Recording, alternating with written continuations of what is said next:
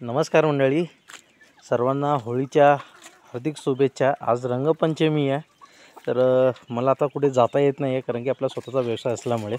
तर आता 2 वाजायला आलेले आहेत, 1 वाजून 59 मिनिटं झालेली आहेत। आपण इथे कोंबड्या असतात ना, त्यांना अंड्यांवर बसवायचं काम चालू आहे। राख टाकलेली आहे, त्याचबरोबर रेती आहे बारीक, ती टाकतो आहे। आणि दुपारच्या वेळी हे कोंबडे आहेत ना, आतमध्ये पडत असतात। उन्हाचा पारा जास्त असतो, 40, 41, 42 असा असतो टेम्परेचर। आता आज कमी आहे कारण की आज धुकं होती सकाळी, तर सगळं आपण त्यांना खाद्य वगैरे टाकलेलं आहे, जास्त टाकलेलं आहे त्यांना। दुपारी थोडंच खातात, सकाळी आपण 3 किलो टाकतो, दुपारी 1-2 किलो टाकतो, परत संध्याकाळी एक सांतरी 4 ते 5 किलो टाकतो आपण। तर उन्हामध्ये बघा, ऊन जेव्हा वाढतं तर पक्षी सगळे असे आतमध्ये येतात। आणि आपले हे प्युअर गावठी आहेत। फक्त हा कोंबडा आपला थोडासा ना लकव्यामध्ये गेला, पण चालेल, काय प्रॉब्लेम नाही आहे। इथे आपलं नियोजन चाललं आहे, आतमध्ये दाखवतो। हे बघा, एवढे अंडी आहेत आपल्याकडे। तर ही अंडी आपल्याला 2 ट्रे आता आपण रेडी केलेले आहेत। तर 13 अशी अंडी ठेवलेत।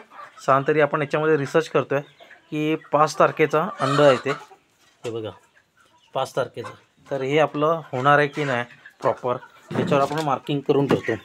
हे बघा, आज 14 तारीख आहे, 14/3, आणि ते मार्किंग करून ठेवणार की 5 तारखेचे आपण किती अंडी ठेवले आहेत ते।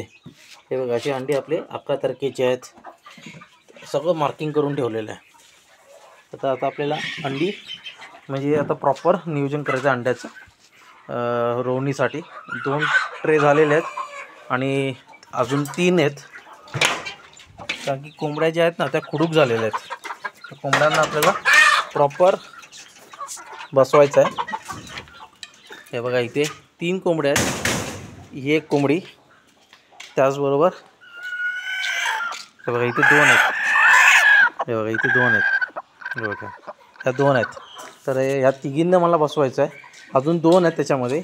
ज्यावेळी ह्या तिघींना मी बसवणार, त्यानंतर ज्या 2 कोंबड्या उरलेल्या असणार ना, त्या या ट्रेमध्ये बसतील किंवा तिकडच्या ट्रेमध्ये बसतील।